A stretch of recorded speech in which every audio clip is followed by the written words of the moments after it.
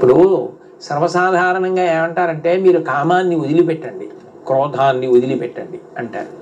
కామాన్ని క్రోధాన్ని వదిలేయడానికి నేను పట్టుకుంటే అవి నన్ను అట్టుకుంటే అవి వదిలేయాలి, నేను వాటిని వదిలేయడం కాదు. అంటే ఇప్పుడు నా అంత నేను వదిలించుకోలేను, కానీ ఏది నన్ను పట్టుకుంటే ఇక అది నన్ను లాక్కోలేదో అట్లాంటి వాళ్ళ దగ్గరికి నేను వెళ్ళిపోయాను అనుకోండి, నేను అమ్మవారి పాదాలు పట్టేసుకుని కూర్చున్నాను, ఇంకా అక్కడి నుంచే లాగలరా ఏదైనా?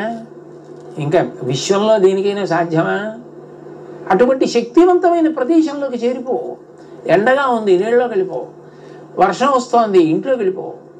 మంచు పడుతోంది, మంచు పడని ప్రదేశంలోకి చేరిపో. వేడిగా ఉంది, దూరంగా తొలగిపో. అది పాపం అని తెలిసింది, సురక్షితమైన స్థావరం పరదేవత పాదాల దగ్గరికి వెళ్ళిపో. మొదట కష్టం అనిపిస్తుంది, కానీ సాధన మొదలుపెట్టు, క్రమక్రమంగా అందులో ఉన్న సంతోషం ఏమిటో నీకు తెలుస్తుంది. అప్పుడు